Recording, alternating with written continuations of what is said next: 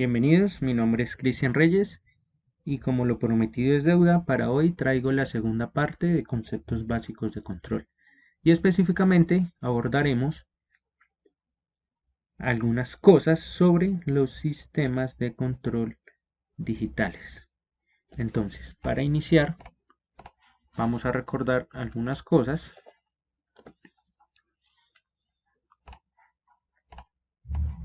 Y es que tenemos dos tipos de sistemas. Entonces, en control manejamos los sistemas continuos, que representa la señal de arriba, en el cual nuestra variable de interés asume un valor en cada instante.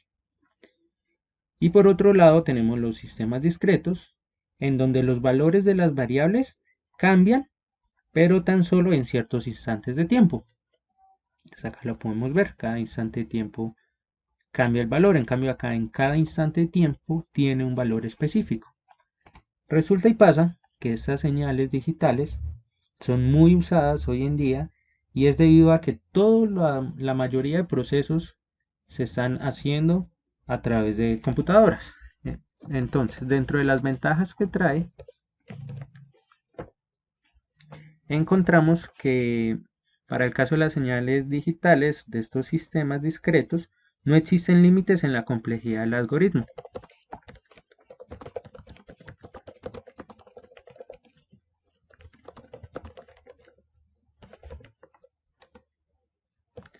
Pues para esto se requiere bueno, si se cuentan con las habilidades de programación necesarias, se pueden llegar a controlar sistemas muy complejos. Otra de las ventajas es que presenta una facilidad al momento de ajustar o transformar.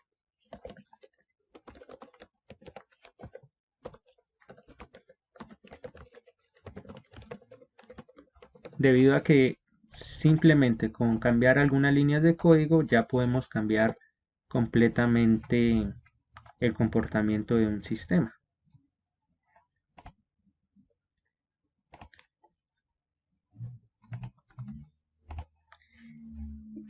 También vemos que este tipo de señales, en el caso del control, genera mayor exactitud y estabilidad en los cálculos.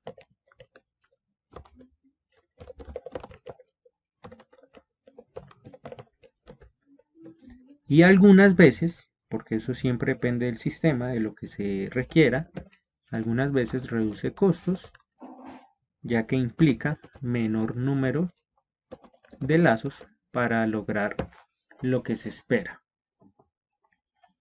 Entonces, teniendo claro esto, los dos tipos de señales, lo que es la señal análoga y la señal digital, vamos a hacer una tablita que nos va a permitir de pronto aclarar un poco más lo visto en el video pasado y lo que pretendemos ver en este video. Entonces vamos a hacer una tablita.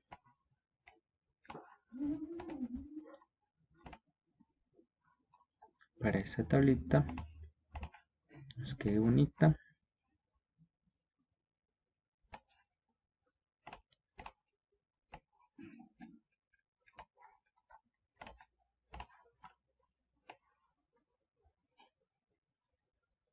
Perfecto. Entonces, tenemos por un lado los sistemas continuos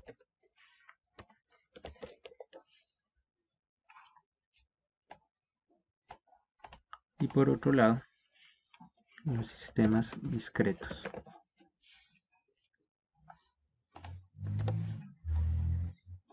Y generalmente pues nosotros siempre hacemos un análisis en el tiempo y en el dominio de la frecuencia. Son los análisis que más realizamos nosotros. Bien, en cuanto a lo continuo, sabemos que una representación en el dominio del tiempo se realiza por medio de las ecuaciones diferenciales. En el caso del discreto, vamos a tener que esa representación discreta en el tiempo recibe el nombre de ecuaciones en diferencias.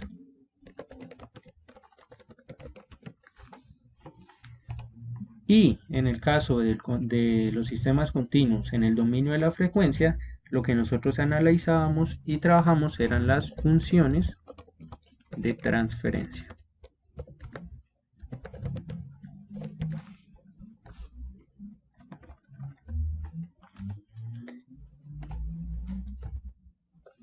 Y resulta y pasa que en el caso del discreto también vamos a tener funciones de transferencia.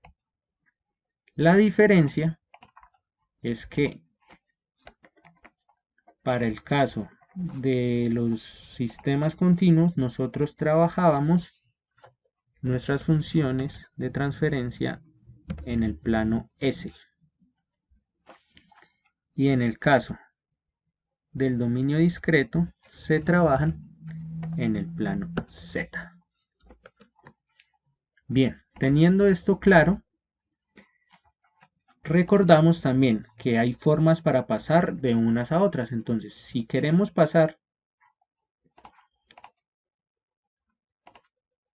de las ecuaciones diferenciales a una función de transferencia, si vamos a pasar de acá a acá, lo hacíamos por medio, eso se hacía por medio de la transformada de Laplace.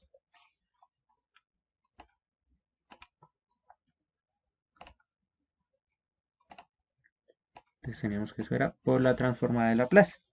Y si teníamos una función de transferencia y deseamos estar en el dominio del tiempo, recordamos, o sea, para pasar de acá a acá, se realizaba por medio de la inversa de Laplace. Es Laplace inversa.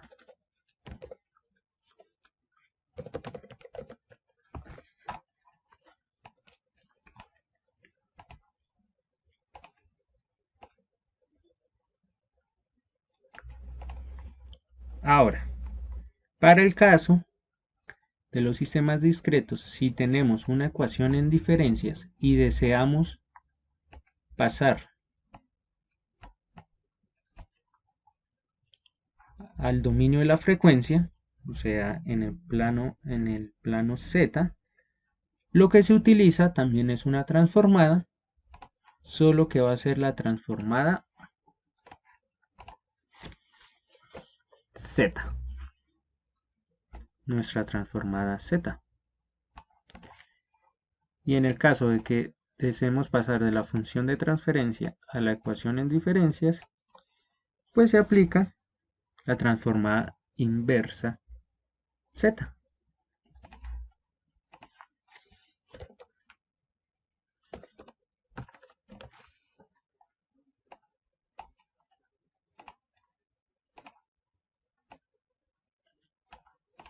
Bien, entonces, para continuar, vamos a ver cómo si estoy en un sistema continuo, cómo hago para pasar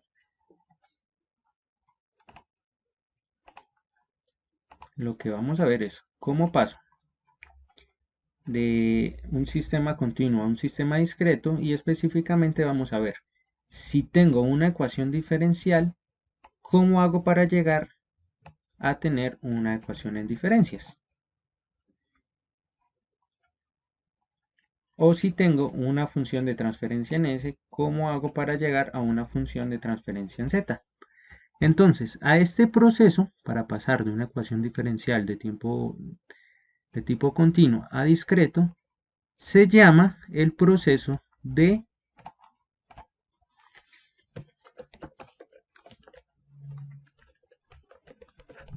discretización.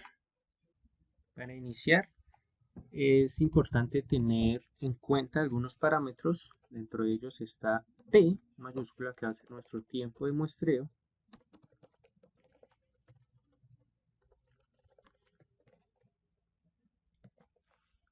Y tenemos otro parámetro que es la resolución,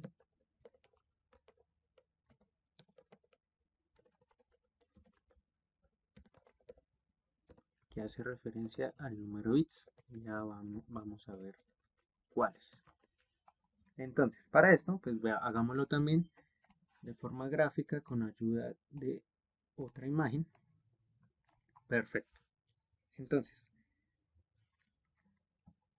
para pasar nuestra señal continua a una señal discreta, lo primero que tiene que hacerse es definir un tiempo de muestreo y este se relaciona a la frecuencia, a definir una frecuencia de muestreo según lo que dice el teorema de Naismith, que nos dice que la frecuencia de muestreo mínima debe ser 2.2 veces la frecuencia máxima de la señal continua.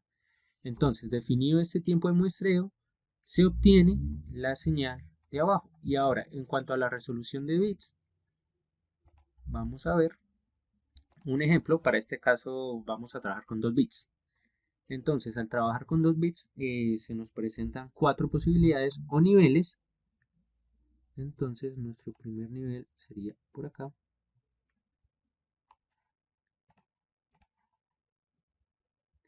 El segundo nivel por acá.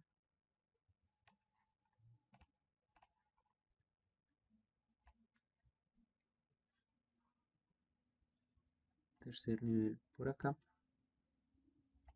Y nuestro último nivel por acá. Bueno, ahí la distancia entre un nivel y otro nivel debe ser igual. Entonces, bueno, acá para solo comprender el concepto, lo que pasa, entonces al momento de reconstruir la señal,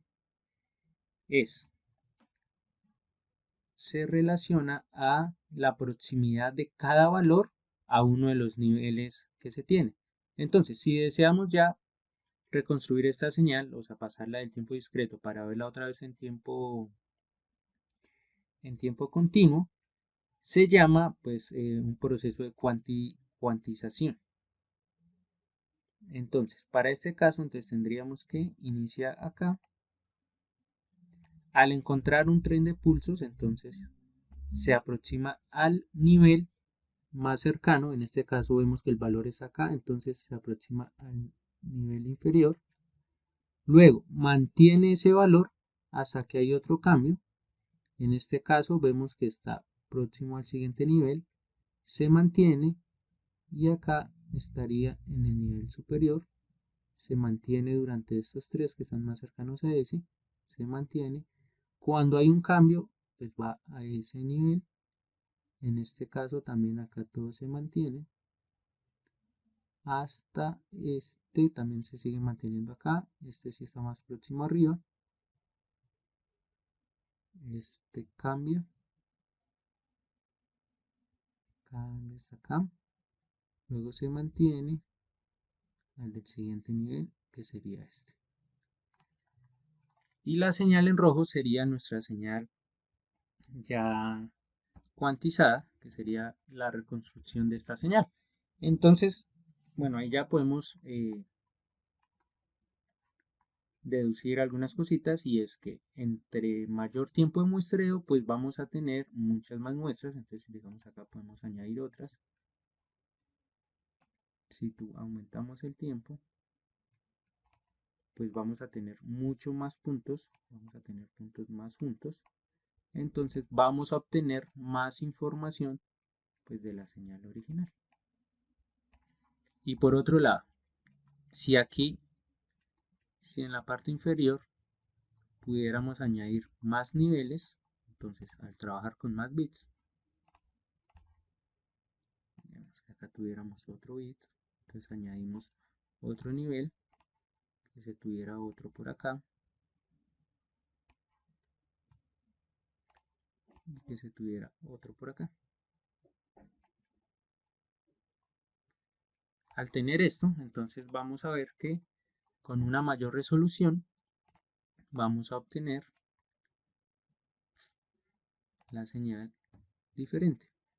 ¿Cómo? Pues entonces acá sería acá, en esta se mantiene hasta este nivel, se mantendría acá, se mantiene en este, sigue aquí, digamos ya podemos cambiar, este está más próximo a este, aquí sube, acá se mantiene en este nivel, sigue en este, cuando hay un cambio lo mantiene, y acá con esas nuevas ya se mantiene acá, hasta acá, que tendría este nivel. Acá sería así. Mantiene cuando hay un cambio en este. Exacto. Entonces ahí ya vemos que se aproxima un poco más a nuestra señal continua, a nuestra señal deseada de información deseada. Entonces, vemos que el tiempo de muestreo está relacionado a esa distancia que tenemos sobre el eje, llamémoslo X, nuestro eje X. Y la resolución de bits está relacionado a esa distancia que se tiene sobre nuestro eje Y. Esto de forma gráfica para entender el concepto. Entonces, pues esta parte de la resolución depende en gran medida de las capacidades del dispositivo que vayamos a utilizar en cuanto a recursos, a lo que se tenga.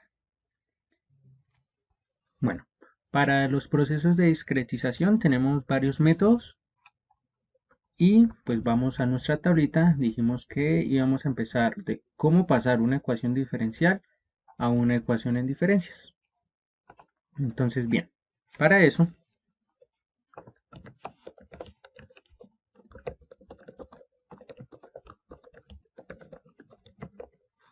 tenemos un primer método que se llama la aproximación de Euler. Esta aproximación nos dice que y' es aproximadamente y de k más 1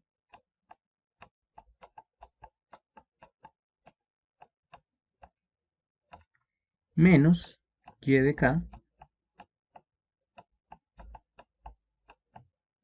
sobre nuestro tiempo de muestreo. Y también nos dice que y es aproximadamente igual a y de k. Teniendo en cuenta esto, vamos a realizar un primer ejercicio de una ecuación diferencial. Podría ser, en este caso, tratemos de hacer y' más ay igual a bu. Entonces, primero se hace la sustitución usando la aproximación.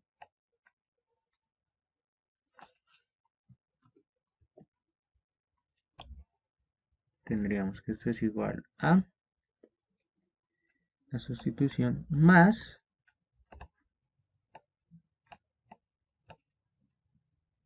a, vemos que y es igual a y de k, entonces a y de k igual a b u de k.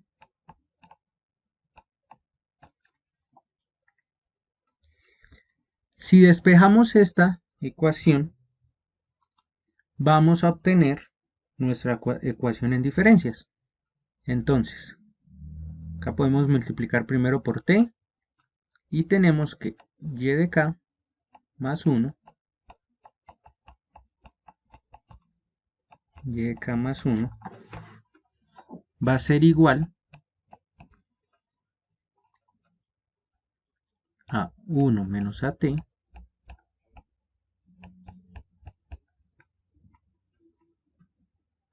de k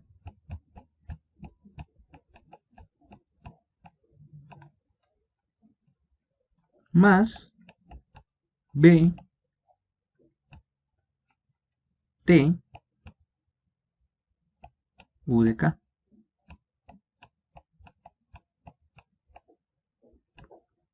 Y esto representaría nuestra ecuación en diferencias.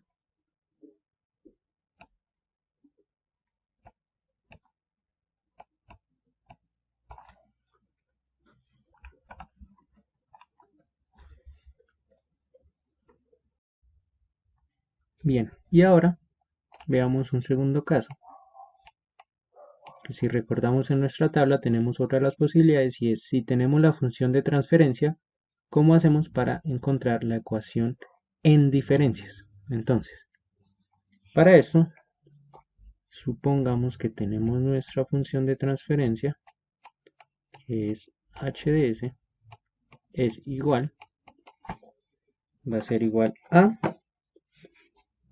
1 sobre s más 2.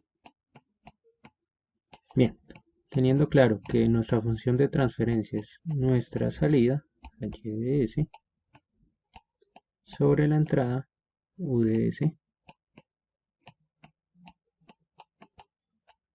a 1 sobre s más 2. Entonces,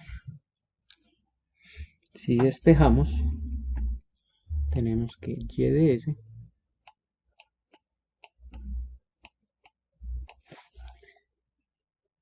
por s más 2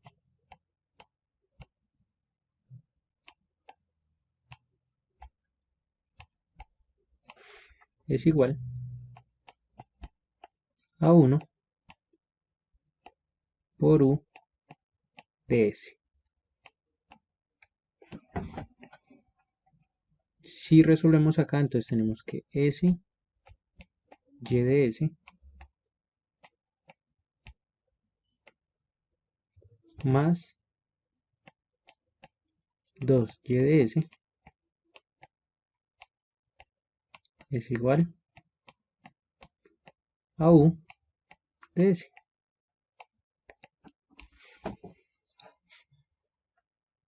Y bien, entonces acá con esto nosotros sabemos que multiplicar en el dominio de S significa que es la derivada. Entonces, con esto ya podemos deducir nuestra ecuación diferencial, que sería del tipo y' más 2y es igual a u. Y como tenemos nuestra ecuación diferencial, ya sabemos que por la aproximación de Euler simplemente podemos reemplazar. Y al reemplazar obtenemos que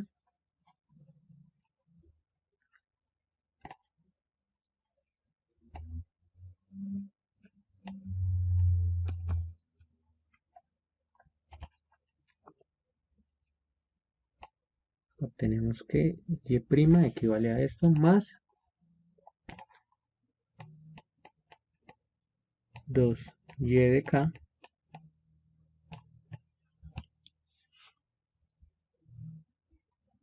igual a u de k.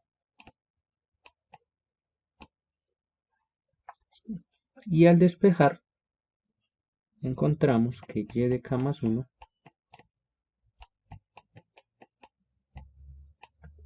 es igual a 1 menos 2t y de k más u por t de k.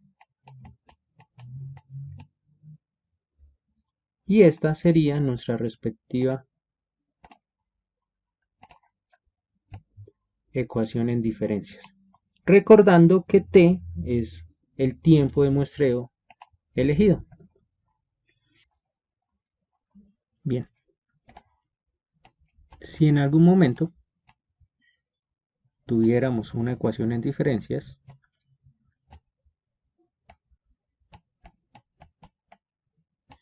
como y de k más 1 es igual a 0,5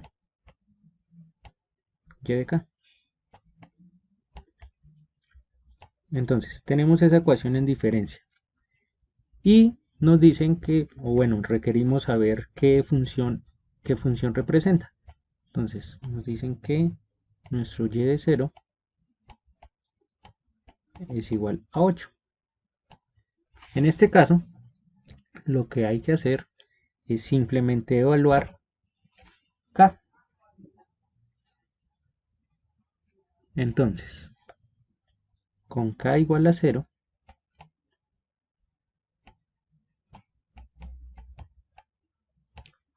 tenemos que y de 1 es igual a 4. Con k igual a 1, reemplazamos en nuestra ecuación y obtenemos que y de 2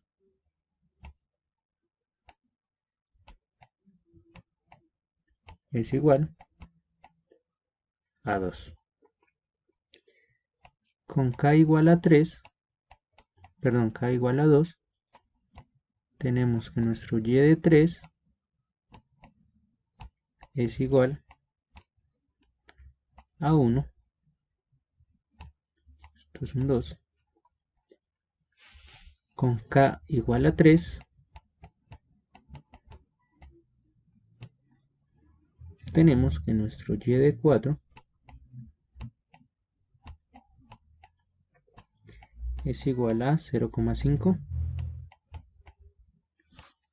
Y hagamos un último k. Con k igual a 4 sería que y de 5 es igual a 0,25. Una vez evaluamos cada valor de k, para algunos casos, ya podemos tener nuestra representación gráfica. Y tenemos que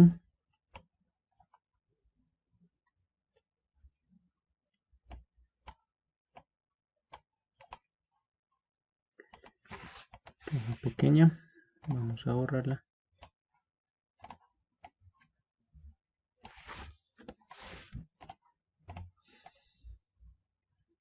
Perfecto.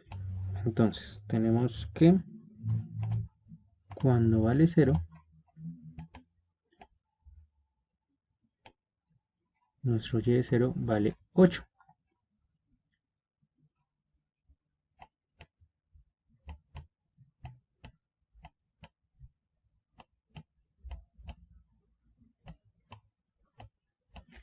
Entonces vale 8. Cuando vale y de 1, cuando y de 1 tenemos que vale 4.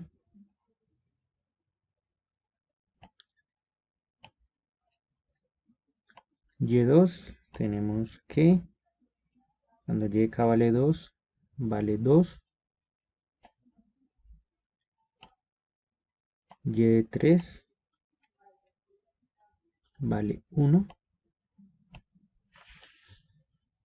Con y de 4 vale 0,5. Y y de 5 vale 0,25. Y de esta manera obtendríamos la señal correspondiente.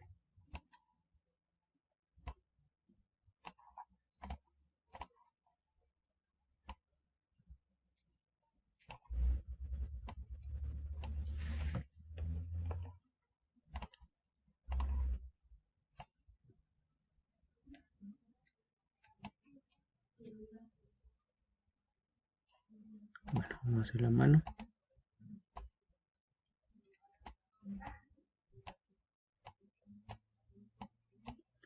Y esa sería una representación de la ecuación en diferencias dada. Entonces equivale a esa señal. Bueno, entonces para continuar, vamos a nuestra tabla.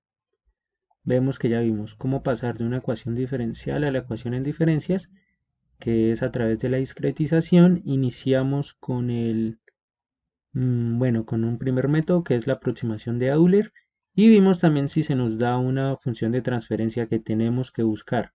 O sea, primero, al tener la ecuación, la función de transferencia, buscamos la ecuación diferencial y luego, pues, con la aproximación reemplazamos y obtenemos la ecuación en diferencias. Pero nosotros sabemos que en control obtenemos más información, información más valiosa cuando estamos en el dominio de la frecuencia. Entonces, lo que vamos a ver ahora es cómo teniendo una ecuación de diferencias a través de la transformada z, logro obtener una función de transferencia en el dominio z.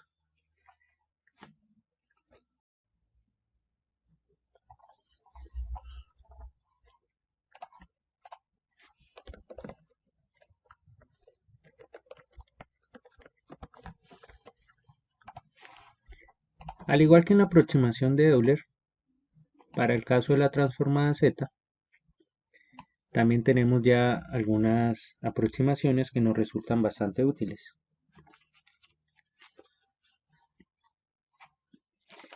Y es que la transformada z de y de k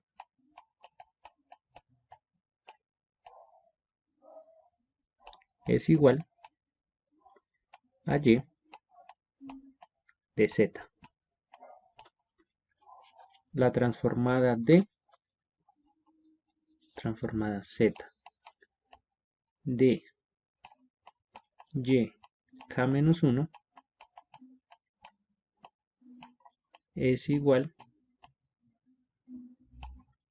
a z a la menos 1 de y de z, y la transformada z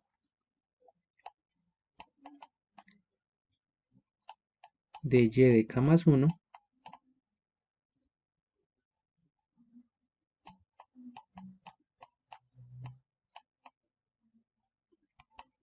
es igual a z por y de z.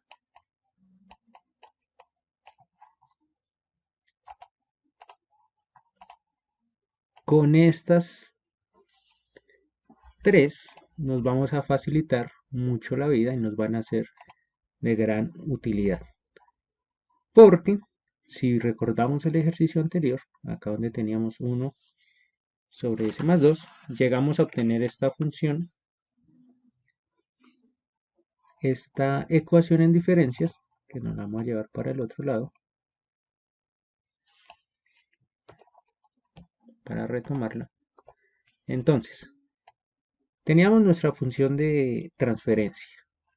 Llegamos a encontrar la ecuación en diferencias y ahora por medio de la transformada z vamos a encontrar la función de transferencia en el dominio z. Entonces, si vemos, al igual que en la aproximación de Euler, simplemente es buscar y reemplazar.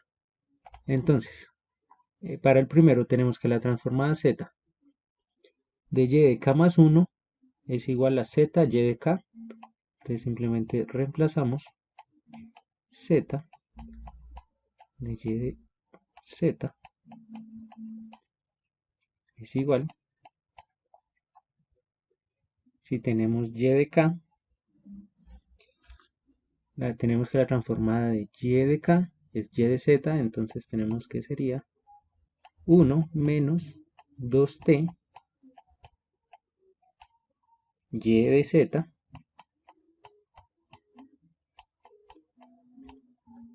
más u por t de z. Bueno, una vez obteniendo esto, tenemos que y de z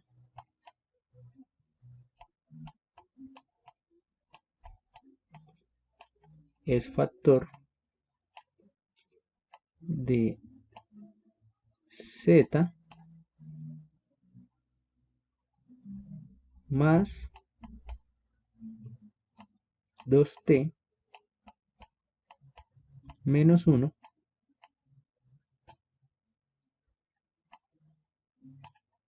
igual a t por u de z. Y acá simplemente tenemos que nuestra función de transferencia sería nuestra salida sobre nuestra entrada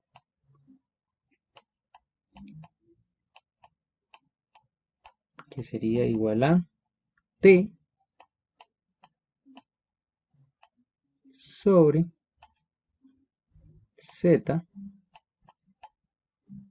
más 2t menos 1. Y de esta manera, a través de la transformada z, logramos encontrar nuestra función de transferencia. Ahora, vamos a comprobar o vamos a evidenciar de manera gráfica a través de MATLAB esos resultados. Entonces vamos a crear un nuevo script.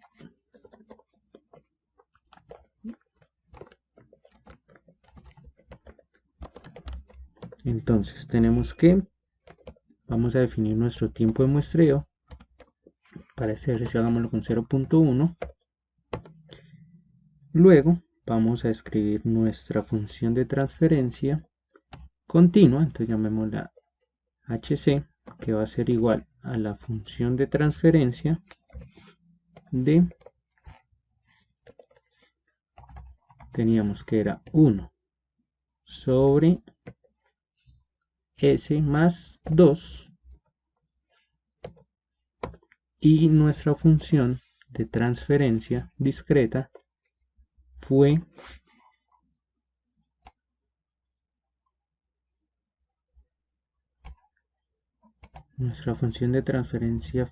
ok, acá está. Entonces la función de transferencia, transfer function de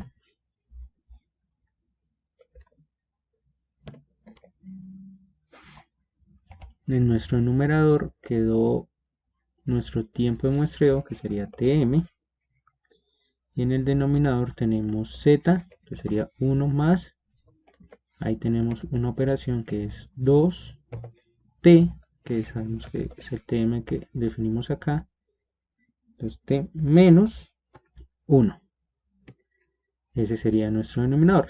Y en MATLAB, para decirle al programa que se trata de una función de transferencia discreta, al final ponemos una coma y siempre vamos a poner el tiempo de muestreo, entonces nuestro tm. Ahora, para verlas, veamos, por ejemplo, su respuesta frente a un escalón de ambos sistemas. Tenemos que nuestro sistema continuo y nuestra función de transferencia discreta. Compilamos y vemos el siguiente resultado. Efectivamente vemos, digamos, con un tiempo de muestreo de 0.1, vemos cómo se ve la señal que veíamos al principio en la gráfica. El azul sería nuestra señal continua y la naranja, los que se ven los escaloncitos, es esa representación que hace nuestra señal ya escalizada, entonces después de todo el proceso de digitalización. Y como veíamos que si mejorábamos nuestro tiempo de muestreo, entonces digamos extraemos a 0.01, veamos qué pasa. Entonces lo esperado es que efectivamente se vea mucho mejor la reconstrucción de la señal, la representación en discreto. Y sin embargo, si nos vamos a la gráfica y hacemos un buen zoom, notamos que sí se ven aún todavía los escaloncitos. Entonces vamos por buen camino. Bueno, pero hay más métodos. Hasta ahora vimos el número 1, que fue la aproximación de Euler. Ahora vamos a ver el segundo método, que lleva por nombre el método de discretización ZOH. Segundo, vamos a ver el ZOH, o más conocido como el reconstructor de orden cero. Entonces este método nos dice que la función de transferencia h de z o h de z es igual a 1 menos z a la menos 1 por la transformada z de nuestra función de transferencia continua sobre S. Entonces, este método se centra en esta fórmula. Nos dice que para discretizar, o sea, para encontrar la función de transferencia en el dominio Z de una función de transferencia en el dominio S, tenemos que aplicar esta fórmula. Entonces, para un ejemplo, veamos un ejemplo que sería nuestra h de S. Podemos seguir trabajando con el ejemplo anterior, pero pues estandaricémoslo. Entonces, nuestra h de S es igual a sobre S más A. Entonces, tenemos nuestra función de transferencia. Y el método nos dice que esto debe ser para encontrar nuestra función de transferencia, nuestra h de S o h de Z es igual a 1 menos Z a la menos 1 por la transformada Z de nuestra h de S, que para este caso es A sobre S más A, pero entonces acá nos dice que multiplicado por una S. Bien, ahora, aplicando la transformada Z, tenemos que esto lo podemos separar.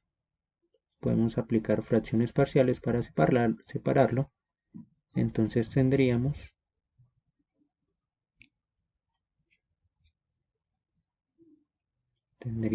que eso nos queda 1 menos z a la menos 1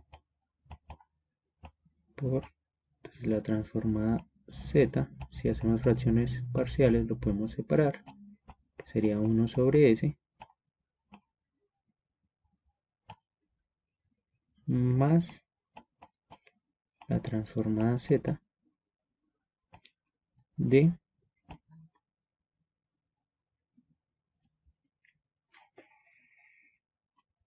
1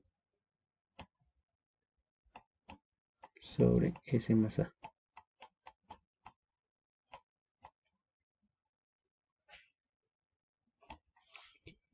Y si buscamos las tablas, vamos a buscar las tablas. Dentro de las tablas de la transformada Z nos dice que la transformada Z, vamos a ver si acá las podemos encontrar.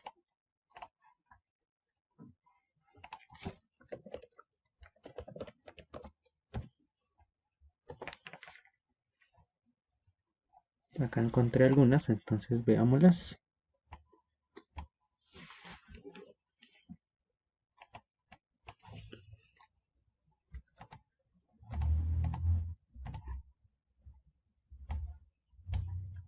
Si le damos un poco de zoom, vemos que para un escalón 1 sobre S, que sería nuestro caso, la transformada Z de 1 sobre S es Z sobre Z menos 1, y de 1 sobre S más A, tendríamos que es esta 1 sobre S más A, su transformada es Z sobre Z menos E a la AT. Entonces vemos que estas tablas de la transformada z se encuentran muy fácil. Entonces ya vimos cuáles son. Podemos hacer la imagen para un ladito y seguimos. Entonces, esto es nuestra función de transferencia por el método de z o h de z, que es igual a eso. Bueno, entonces nuestra función de transferencia por el método z o h de z es igual a 1 menos z a la menos 1 por la transformada z, que ya vimos que de 1 sobre s es igual a z sobre z menos 1 menos z sobre z menos e a la menos at.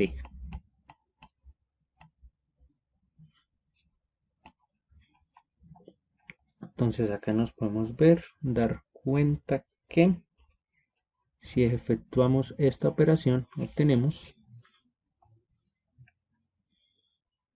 acá este z menos 1 lo podemos representar también como z menos 1 sobre z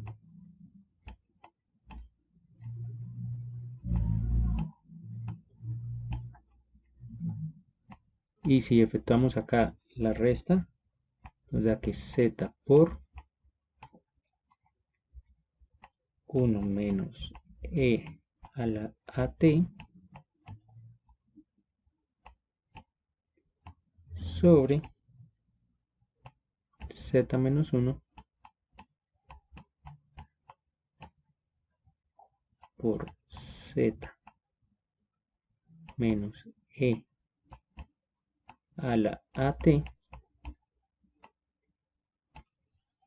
Vemos que podemos simplificar este z con este z se van, de igual modo este con este se pueden ir y encontramos que nuestra función de transferencia por el método del z o h de z es igual a 1 menos e a la at sobre z menos e a la at a la menos at. Y de esta manera encontramos la función de transferencia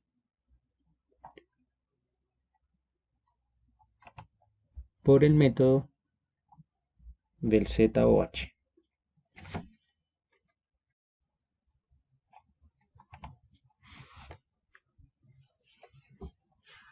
Siguiente método, vamos en el 3, que es el método de Tustin, o muy conocido también como el método trapezoidal. ¿Qué nos dice este método? Nos dice, para pasar de una función de transferencia del dominio S a una función de transferencia en el dominio Z, en donde encuentre cada S, reemplácelo por 2 sobre T Z menos 1 sobre Z más 1.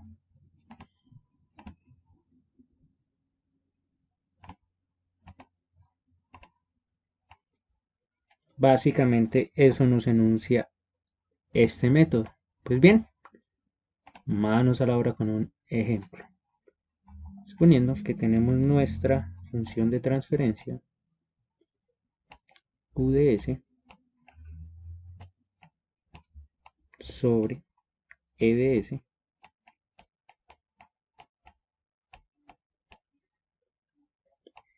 igual a 2 sobre S más 8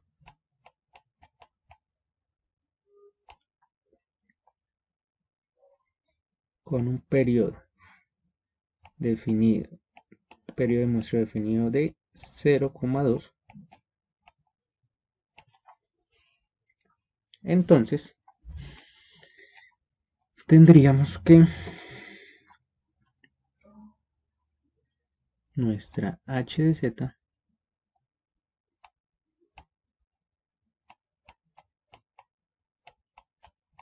es igual a 2 sobre, donde está S, reemplazamos, nos daría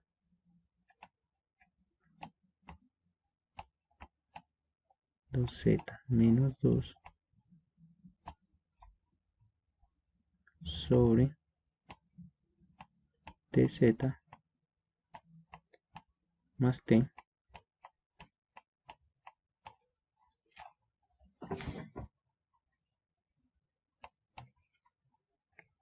más 8. Entonces simplemente pues acá efectuamos la operación, reemplazamos donde estaba la S y esto nos da que nuestra h de z,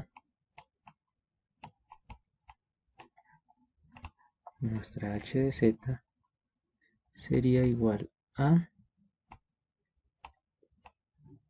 2, sigue nuestro 2 arriba, y si efectuamos esta suma, tendríamos que es 2z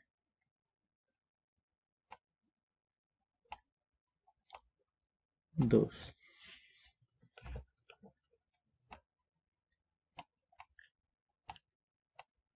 menos 2 más 8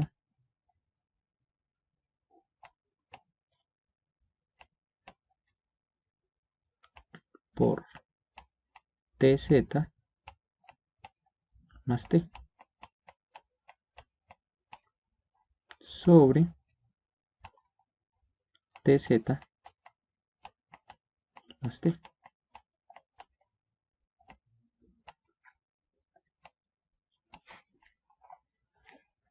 Bueno, si efectuamos cada una de esas operaciones, tenemos que nuestra h de z va a ser igual a 2 sobre 3,6 z menos 0,4 sobre 0,2 más 0,2 z.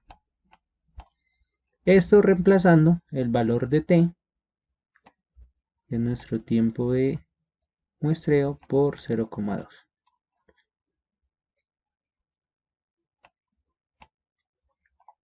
Bien, entonces al efectuar esta operación llegamos a obtener que nuestra función de transferencia por el método de Tustin, la aproximación de Tustin, es igual a 0,4 z más 0,4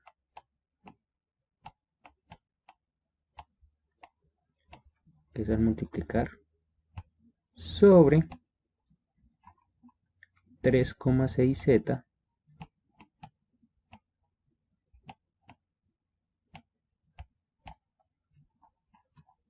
menos 0,4.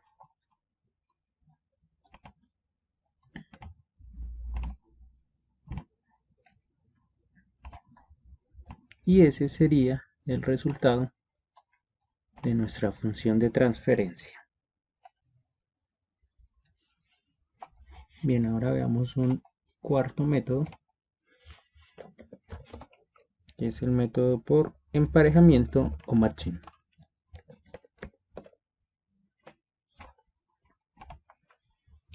Este método nos permite ubicar los polos y ceros de la función discreta según los polos de la función continua, y se hace a través de la relación z igual a la EST.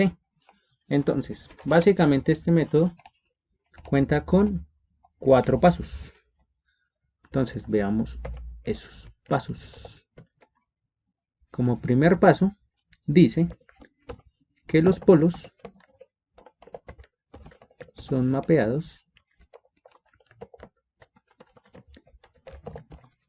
acorde a la relación que les acabo de decir, que es z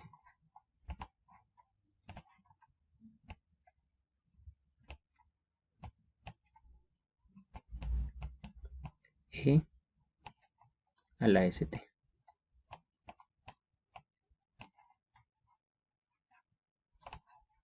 El siguiente sería los ceros son mapeados acorde a la misma relación. Z es igual a E a la S T.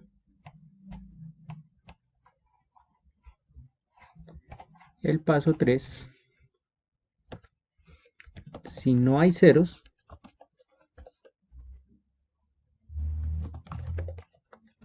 en el infinito, se mapean a la posición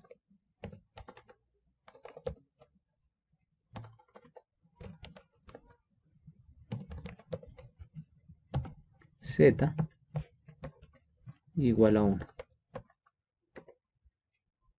Y el cuarto y último paso es, se ajusta la ganancia de la función, y esto se hace de acuerdo a las siguientes dos expresiones, haciendo h de 0, h de s evaluada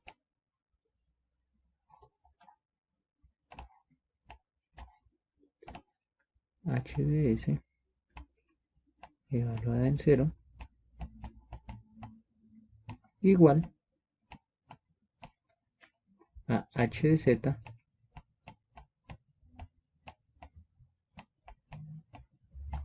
evaluada en z igual 1. Entonces estos serían los 4 pasos. Para eso, pues hagamos un ejercicio. Entonces, si tenemos nuestra función de transferencia y de s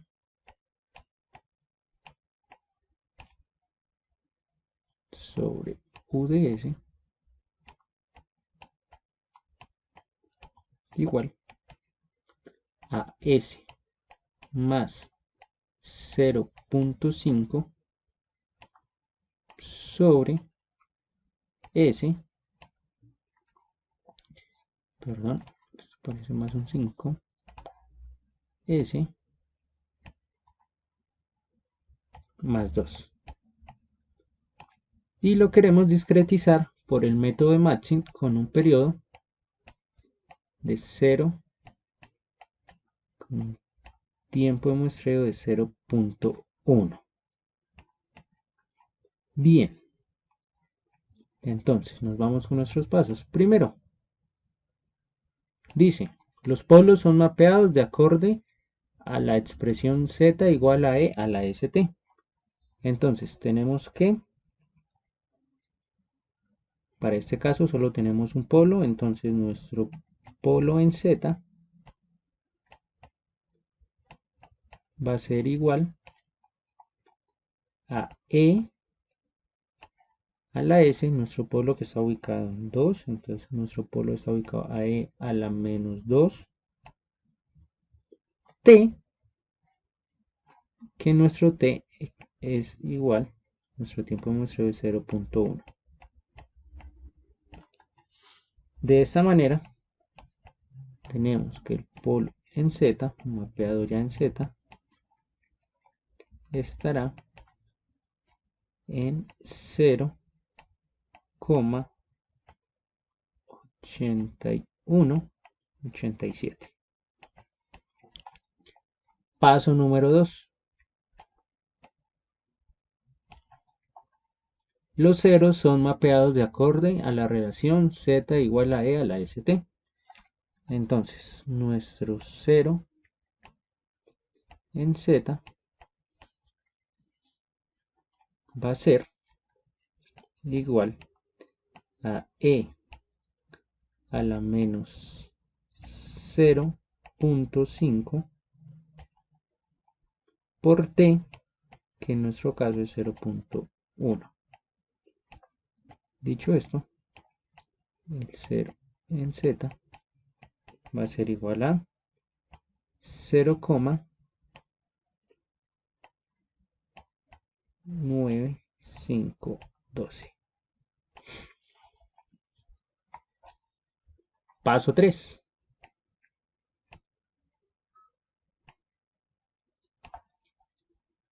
Si no hay ceros en el infinito, se mapean a la posición 1. En este caso concreto, como si tenemos ya un polo definido en nuestro numerador, entonces no hay ceros en el infinito, porque sabemos que el único polo que hay va a tender hacia ese cero, entonces no va a haber polo al infinito.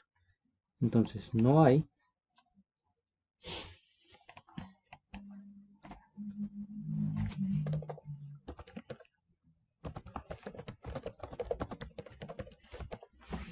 Y nuestro paso 4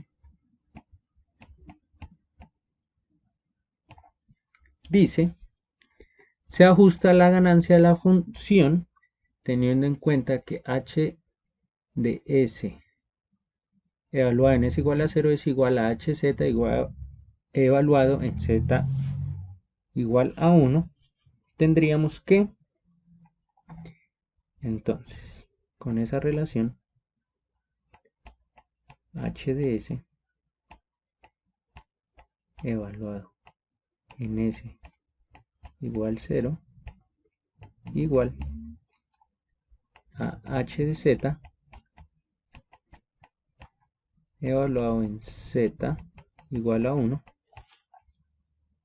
Tendríamos que si evaluamos nuestra función de transferencia, entonces sería 0 más 0.5 sobre 0 más 2.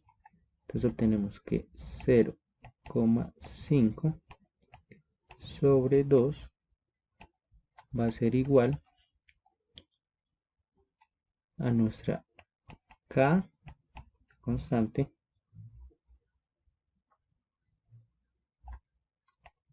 por 1 menos, entonces nos dio que arriba el valor, el 0 es 0,95, disculpen, 95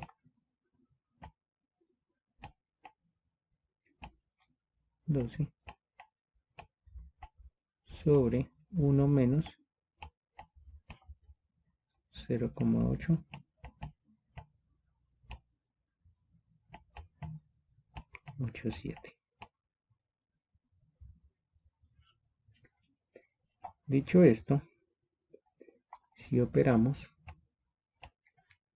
tenemos que 0,25 es igual a K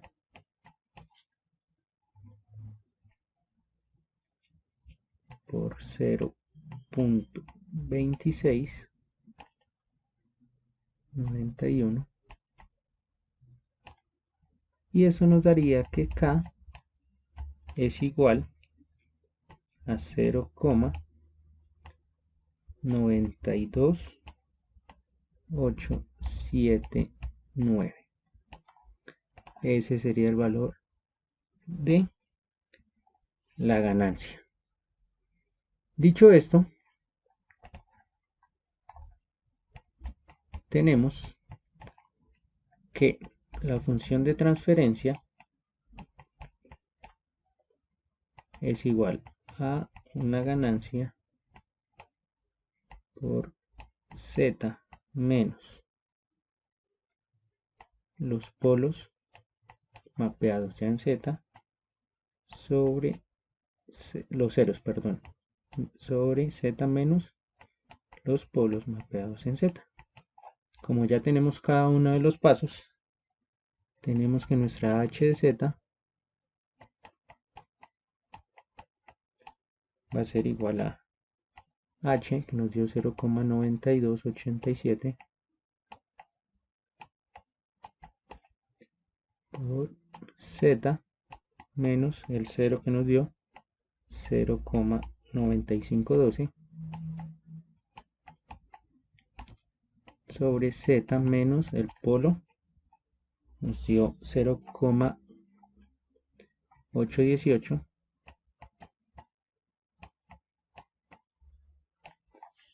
y multiplicando encontramos que nuestra función de transferencia en dominio de z es igual a 0,92877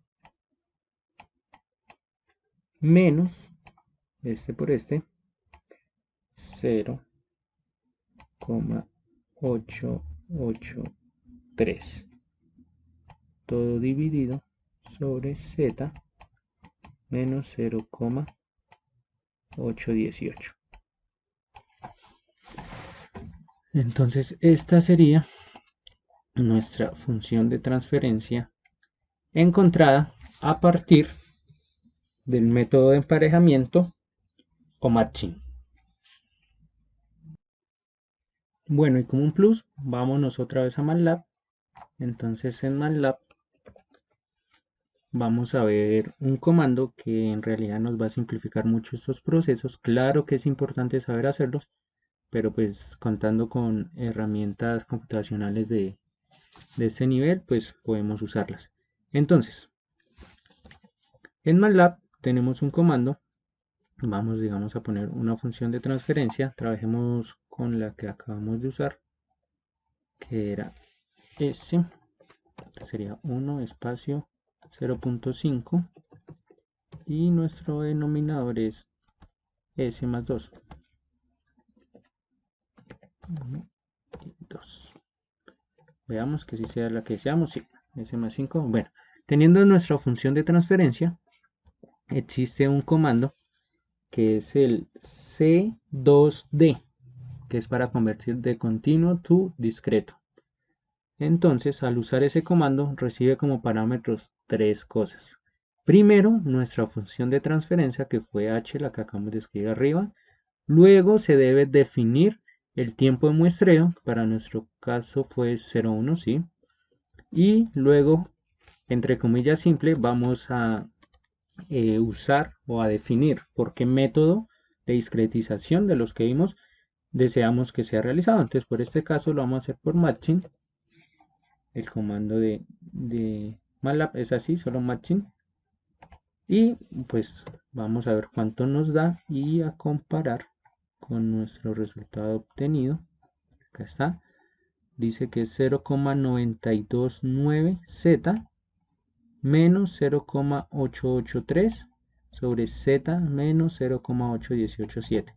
Entonces vemos que efectivamente en algunos decimales cambian, y esto es pues durante la cantidad de decimales que tomemos para hacer el cálculo bueno, en la calculadora. Entonces, recomendación, siempre usar o sea, entre más decimales usemos, una mejor aproximación vamos a tener. Pero, digamos, teniendo esta, vamos a cambiar nuestra HD y no por matching, sino vamos a hacerlo por, digamos, Z o H. Entonces vemos que algunos, bueno, se parecen algunos resultados, digamos, como en el caso de los polos. Pero entonces, entre cada una de las aproximaciones que realiza cada método, varían algunos valores. Bien, hasta este punto vimos varios métodos para poder discretizar, pero ahora vamos a pasar a otro tema y es cómo saber si mi sistema es o no estable a partir de la función de transferencia en Z. Se trata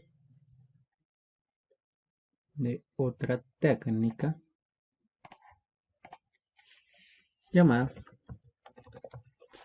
el test de Yuri. Este test nos permite determinar la estabilidad del sistema. Nos dice, o sea, nos permite encontrar si existe algún polo que sea inestable, pero no nos da su localización. Bueno, entonces, este método nos da algunos criterios que se debe cumplir para que el sistema sea estable. Entonces dice, el primero dice que la función evaluada en 1 tiene que ser mayor a 0. Luego dice menos 1 elevado a la n, que es el orden más alto de la función, por la función evaluada en menos 1 tiene que ser mayor a 0.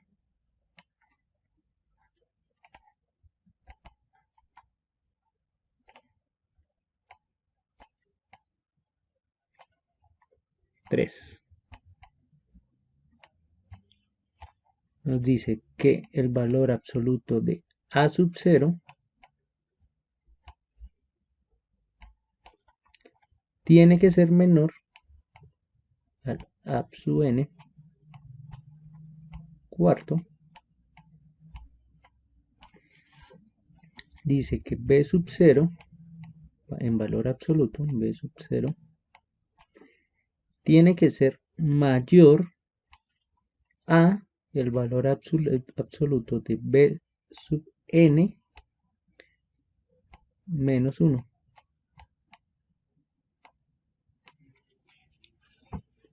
Quinto, c sub 0 tiene que ser mayor al valor absoluto de c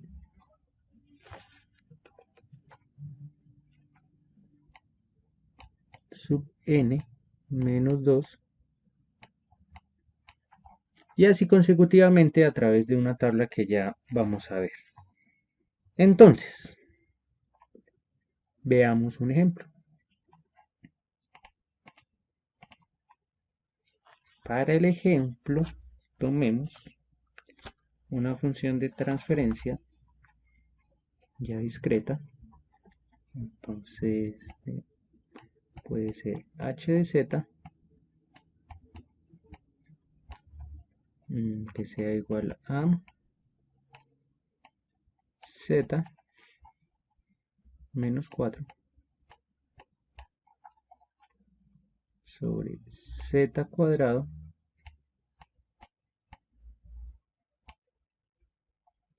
más 0.1z menos 0,06.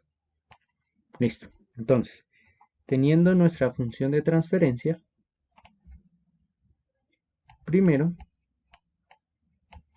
nos dice que tenemos que evaluar nuestra función evaluada en 1 tiene que ser mayor a 0.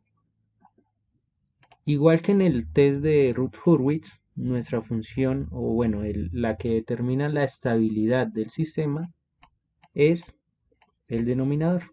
Entonces son los polos quienes establecen la estabilidad. Entonces se toma solo el denominador y a ese es el que se le hace el análisis de acuerdo al criterio que se establece.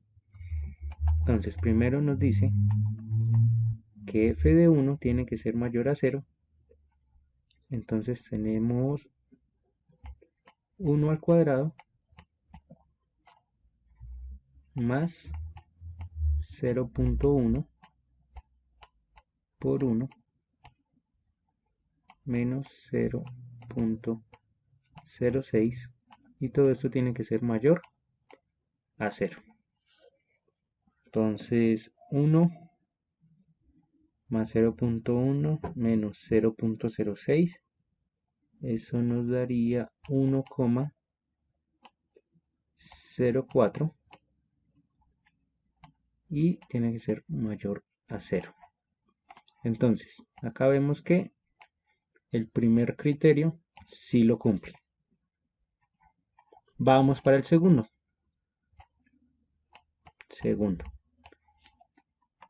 Entonces, para el segundo nos dice que menos 1 elevado a la potencia más alta del polinomio del denominador menos 1 elevado, en este caso el más alto es el 2, n igual a 2, por la función evaluada en menos 1. Entonces tenemos que es menos 1 al cuadrado más 0.1 por menos 1 menos 0.06 y esto tiene que ser mayor a 0. Bueno, si evaluamos tenemos que menos 1 al cuadrado, que ya sabemos que es 1, una vez 1 por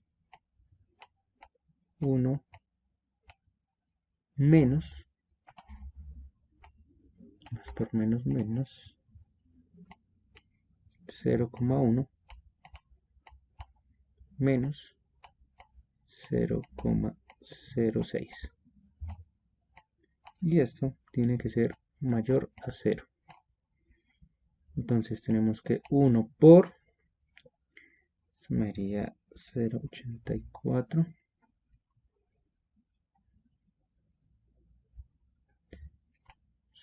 0,84 tiene que ser mayor a 0 y vemos que sí se cumple. Entonces ya vamos con nuestra número 1, la número 2, pasamos a la número 3. Para el criterio número 3 en adelante es necesario construir la tabla del test de Yuri. Para eso vamos a buscar una imagen que nos ayude para construir el arreglo de esa tabla. Este está bien. Sí, perfecto. Entonces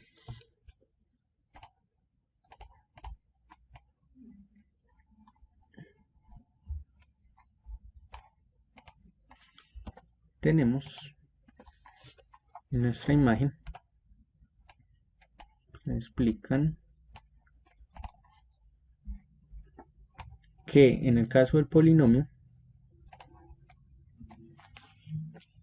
acá nos presentan el polinomio, que es donde encuentran los ceros, y nos determinan cuál va a ser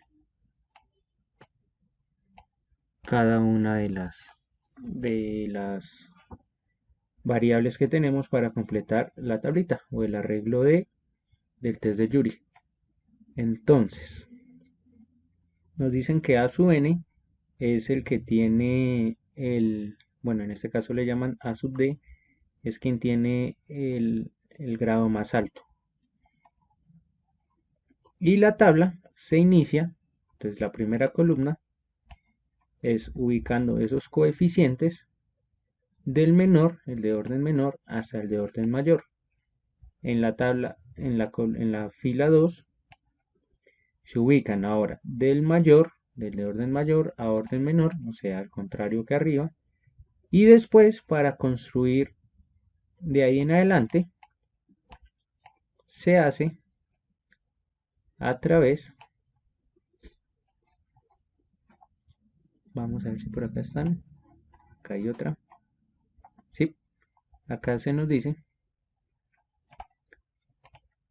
cómo hallar cada uno de los coeficientes que no están. Entonces, para hallar cada uno de los otros coeficientes, acá nos presentan cómo se halla. Entonces, para hallar los coeficientes del b sub 0, se hace la determinante entre los dos primeros términos de esta columna y los últimos de la tabla. Luego, mantenemos la primera columna para hallar el b sub 1 y hallamos la determinante con la penúltima. Y así, entonces mantenemos este y luego lo hacemos con esta columna. Así hasta pues completar acá, hasta llegar al que está junto a esta columna inicial. Luego de eso, entonces eso se hace una vez, hallamos los determinantes, se escriben en ese orden y luego simplemente tenemos que reescribirlos del orden mayor al menor. Entonces, tal cual en el orden que nos dieron, nos vamos a devolver. Bueno, puede resultar un poco confuso así, pero ya haciendo el ejercicio nos vamos a dar cuenta que en realidad no es tan complicado. Entonces, movamos nuestras imágenes guías por acá.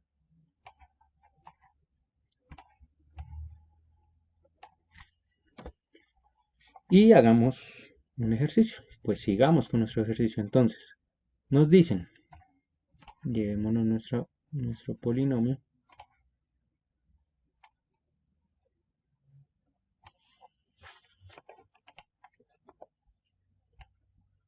Nos dice que en la primera tenemos que ubicar del menor al mayor. Entonces sería 0 menos 0.6 menos 0.06 seguido de 0.1 y el que acompaña el último que sería un 1. Listo. Siguiente, reescribimos los mismos coeficientes, pero ahora del de orden mayor al menor. Perfecto, pues sigamos. Sería 1, 0.1 y menos 0.6. Ahora, para hallar b sub 0, para el b sub 0 nos dice que es hallar el determinante entre la primera y la última columna. Entonces, entre esta primera y esta última, al hacer el determinante, entonces, menos 0.06 por menos 0.06, perdón, acá es 0.6.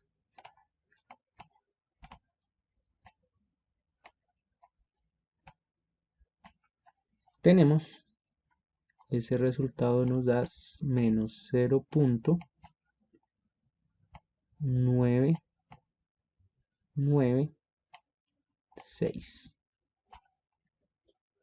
Y para el caso de b sub 1, entonces vamos a tomar nuestra primera columna, esta, para hacer el determinante con esta. Entonces, este por este, menos este por este. y hacemos nuestra determinante.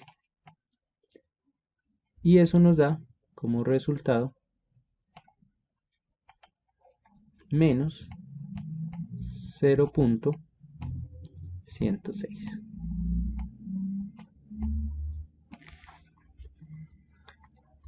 Bien. Y luego nos pide que al tener la lista, ahora vamos a reescribir los mismos coeficientes obtenidos, pero del mayor al menor. Entonces tenemos que el b sub 1 ahora iría acá, menos 0,106, y acá menos 0,9964.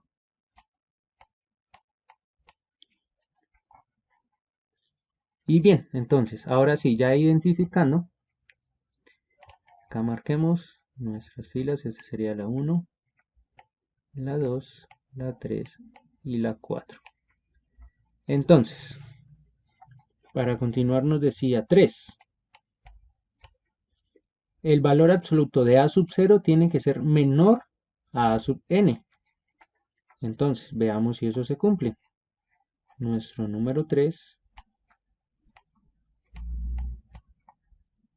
a sub 0, que nuestro a sub 0 en este caso es menos 0.06,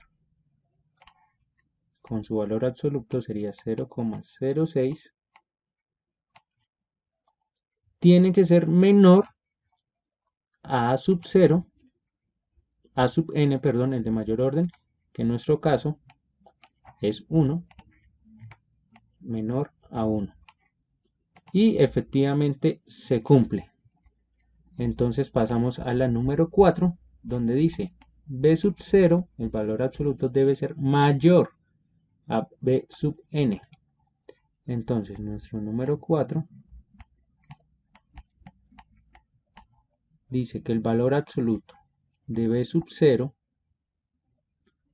nuestro b sub 0 es este, en su valor absoluto daría 0,996,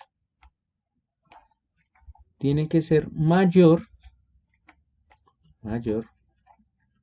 a b sub n menos 1. b sub n menos 1 sabemos que es el 2 menos 1 de que b sub 1.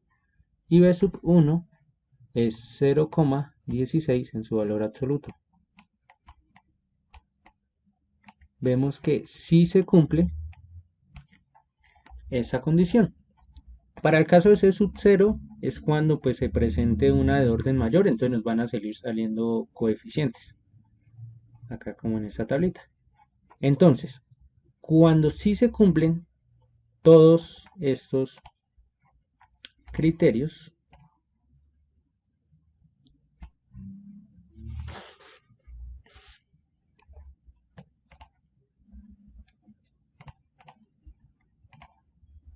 marcarlos en esta tablita, cuando sí se cumplen, se dice que el sistema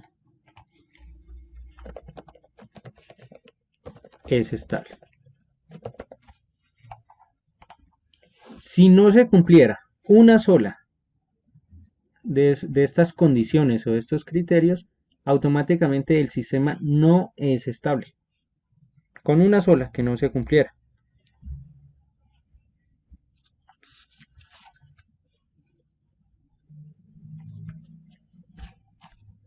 Por ejemplo, si tuviéramos en nuestro denominador, en nuestra función de transferencia, un denominador que tuviera z cuadrado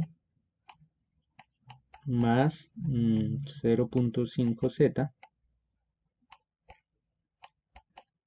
más 1.01,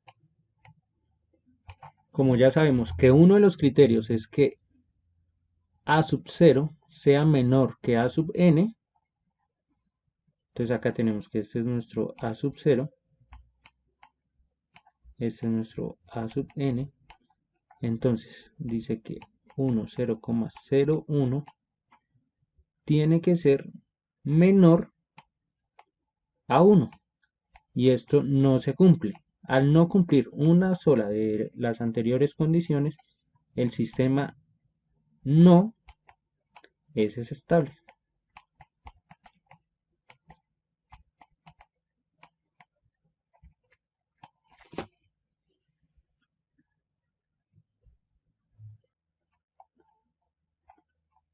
Y bueno, hasta acá la introducción de los conceptos básicos al mundo del control discreto. Recuerden, se hizo una introducción para cómo se realiza la discretización. Vimos 4 métodos. También incluimos la herramienta MATLAB para obtener esa discretización. Y finalmente, con la estabilidad del sistema, mirando la función de transferencia discreta a través del test de Yuri. Muchas gracias por su atención y nos vemos en una próxima oportunidad.